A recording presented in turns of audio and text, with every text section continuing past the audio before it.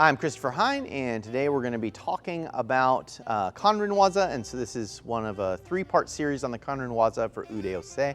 The first part of this was the takedown for the ude-ose, and this part is going to be on I can't take them down. So I'm trying all my tricks to get them down and they won't go down. What do I do after that? And so this looks at the controls that happen immediately after, and also the escapes a little bit of what happened immediately after.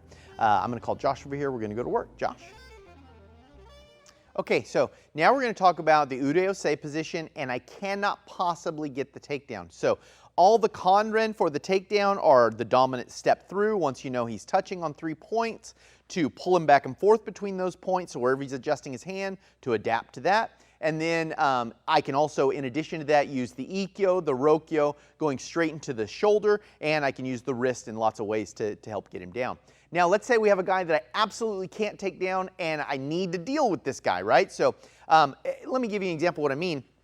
So I have a guy here, and I just can't get him down. I really can't just do this, right? And so our Aikido context says, yeah, get out of there, right? So if I can't get this guy quickly to go down, I've got to worry about other people. But for whatever reason in this situation, I can't just do that. Now, if I wanted to make the cleanest escape possible, I'm going to escape to the back, right? So what I want to do is this. This is my action here to get away from there, and it's the safest position. So that's the irimi position. So transitioning any kind of ude-ose into irimi is my next position variation, right? So this is the next position I want to get into, right? And that leads to a lot of stuff. We can talk about how the ude-waza variation and lots of things go into there, but we're going to talk right from this position right now. Okay, now, one thing I said from here is you can go into Rokyo. This Rokyo option is relatively weak because I'm just doing it with my hands.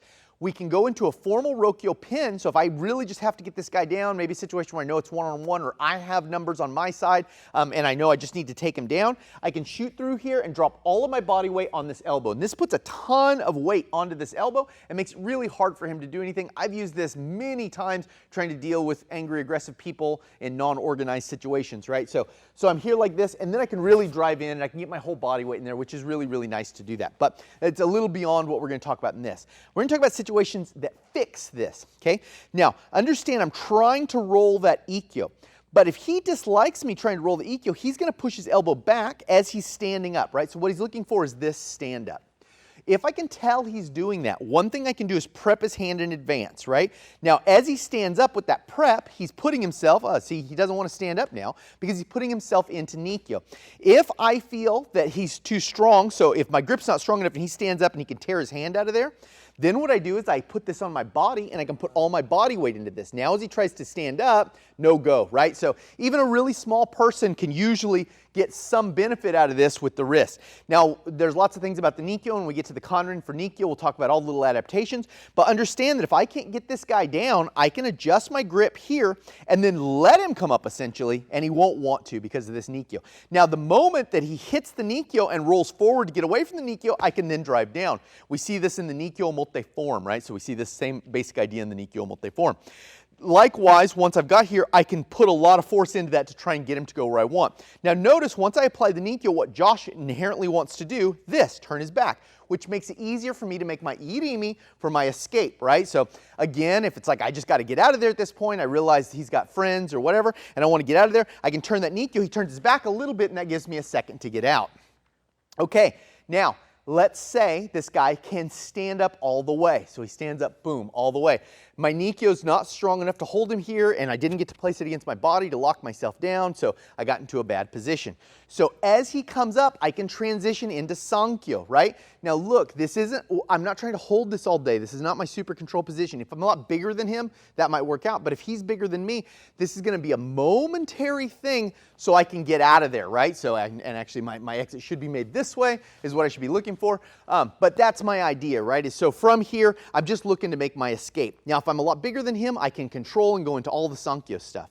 But from this ude-ose position, if this guy goes to get up, I naturally get Sankyo here. So it goes right into Sankyo. So if you're having an uke who's loving to resist, let him stand up and he'll pop right into that. Okay, now another Kanren adaptation for this is we find in Saito Sensei's form, which is from this control position, get further control over the elbow. So see, I've gone elbow to elbow so he can't get up. While that's happening, sneak under here and grab his hand.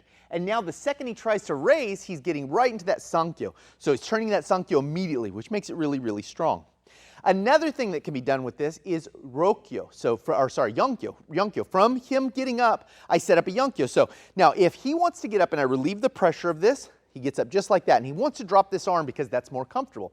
So if I go from here to here, the second he starts to raise up, I hit that Yonkyo spot. So all I'm doing is sliding from here to here, and we see this again in Saito Sensei's form where the Ikkyo's not working out for us, so when he tries to get up, we pop down here, and he goes right into that Yonkyo spot, and we're sliding right into Yonkyo.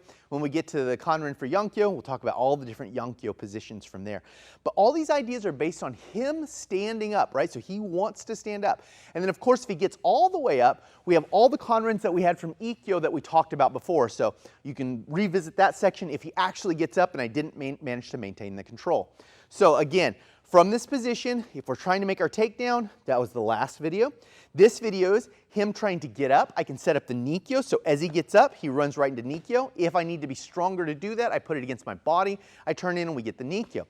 I can also, if he comes up right straight from here, I can turn on the Sankyo, and I can prep my Sankyo by sliding in, coming around, and then as he gets up, bang, there's my Sankyo again. I can also use the moment of him trying to rise to set up the Yonkyo, and as he comes in, he'll hit my Yonkyo immediately, and that again gives me a moment to escape. So what we're looking at in all these Kanren here is adaptations for when he's resisting me getting up. Everything in Kanren is about you not getting your way, and what are you going to adapt to when you don't get your way. So in Aikido forms, we really get rigidly stuck into the idea that I'm always going to successfully pull off this form. But there are lots of moments that Aikido trains you for if you don't do that. And so you just got to understand how to pull those out of the form. So this is if he's standing up from the Ude-Ose position and how to deal with that. I'm Christopher Hine, this is Joshua Teehee, Maya Solano McDaniels behind the camera. Thanks for watching.